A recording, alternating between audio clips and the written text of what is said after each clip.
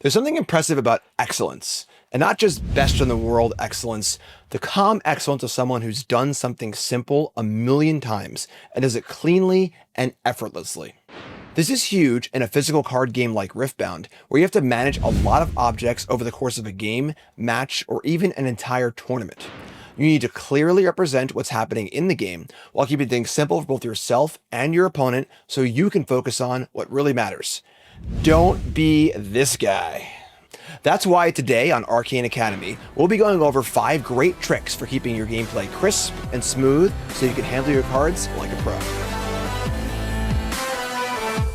Now, the goal of these tips isn't just aesthetic, although it does feel good and look nice to be able to play a crisp, clean game, but also pragmatic. The goal is always to maintain a clean and clear game state with your opponent, so there's excellent clarity and communication with what is happening in the game and a minimum amount of misunderstandings. With these tips, you'll also feel more comfortable playing too, which goes a long way. What also feels comfortable is getting your Riftbound cards and accessories from our sponsor, CoolStuffInc.com, where you can use promo code Arcane to get 5% off your order. Get that holiday shopping done now. Our first tip is an important and topical one. As a big tournament starting to come around, you do not want to create any confusion when it comes to properly paying for your cards. Tip 1, paying your costs. The resource system in Riftbound is awesome, but because it involves both exhausting runes as well as recycling them, it can sometimes get a bit confusing to track. For example, you happen to look up at the TV and you see, Max, what the hell are you doing? Throw the ball. Dude, come on. You may look back down and not notice that your opponent paid for a falling star by exhausting 2 runes and recycling them because all you see is a board of 4 ready runes. These sorts of tracking issues can cause confusion while also creating potential for abuse, which is why it's extremely important to be extra clear about what runes are being exhausted and what runes are being recycled. Enter the exhaust and flip method. When you pay your costs for a spell, in this case, let's say a singularity, you exhaust 6 runes, then flip the runes you plan to recycle over, but leave them on the board with your other exhausted runes. Once the spell has finished resolving, then take the face down runes and return them to the bottom of your rune deck. This will make it abundantly clear to your opponent that your cost has been properly paid, even if there are reactions or other distractions as you play the card, as well as making it clear how many runes you have in play, which is a crucial piece of information that both players should be tracking. And on that note, because I've seen it happen a lot already, please, for the love of God, do not stack all of your exhausted runes in a single pile. I'm not sure if this is a social norm from some other card game or something, but many of the players I have played against in Riftbound have been doing this, and it's very annoying to have to constantly ask every turn how many runes they have, both to ensure they paid for their cards properly, as well as just to know how many runes they will have available for their next turn. At its base level, it's rude, but it's also something that could be used to obscure what should be public information. Tip 2, battlefield management. One of the interesting things about deck building in Riftbound that can become annoying from a logistical standpoint is how many pieces there are to your deck.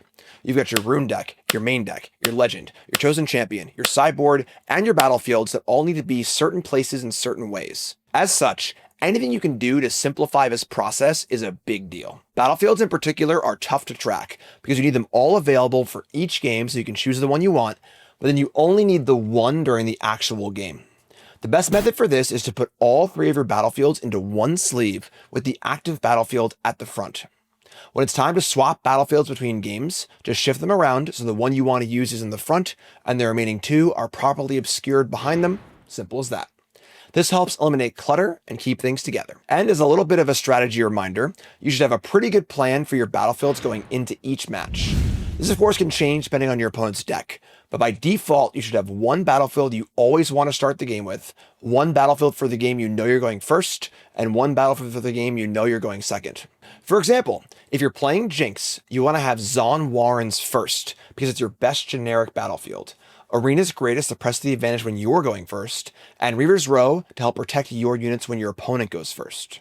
For more on this, check out my Champion Spotlight video on Jinx, and look for more Spotlight videos for each of the Origins champions coming soon.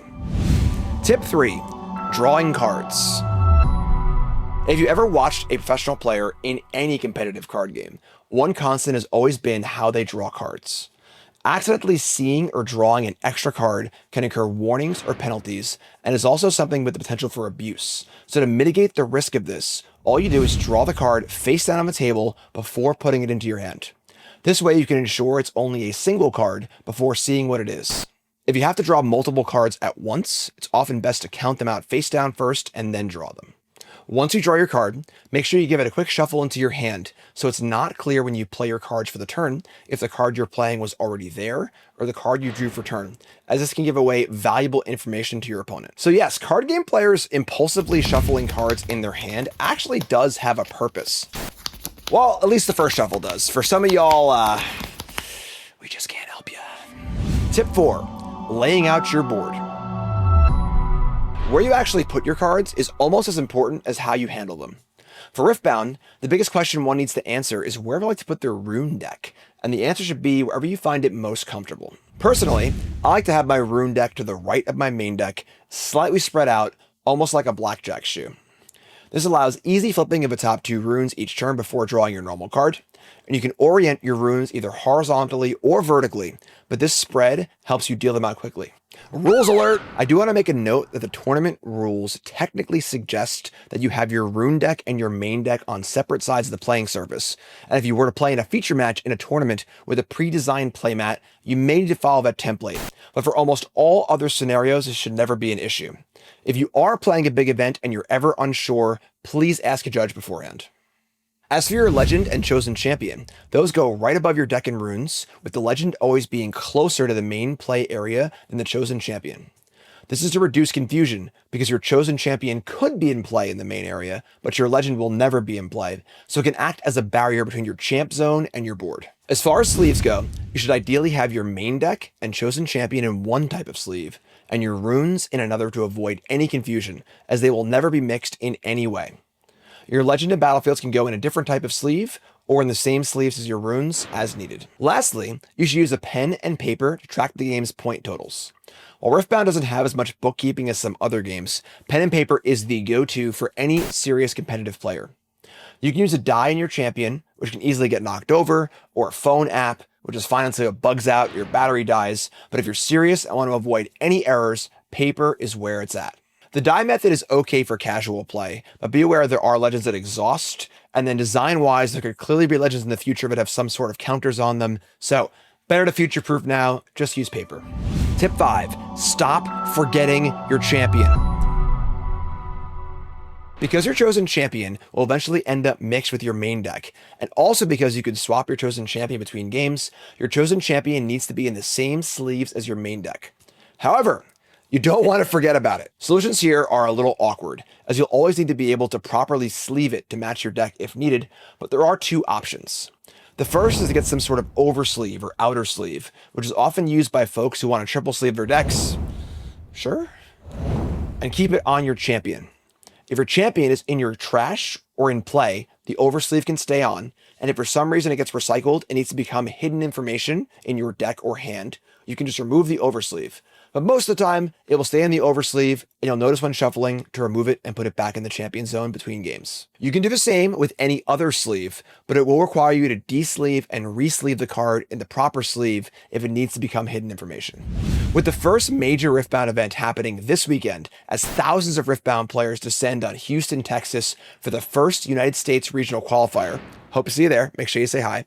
It's important to make sure you've got clean and confident mechanics. Even if you're not playing in a big event and you're just jamming at your local Nexus night or playing with your friends, smooth and crisp play makes the game feel more enjoyable and allows you to focus your mental energy on actually playing and hopefully winning your games. Whether these tips work for you or you have other, perhaps better ideas about how to handle your cards in a game Riftbound, please leave a comment and let us know. Subscribe to the channel to be updated about all of our upcoming videos, and if you're really feeling it, hit that like button and or hype button to help support the channel. Otherwise, make sure you pay those power costs, don't stack your runes, and we'll see you next time on Arcane Academy.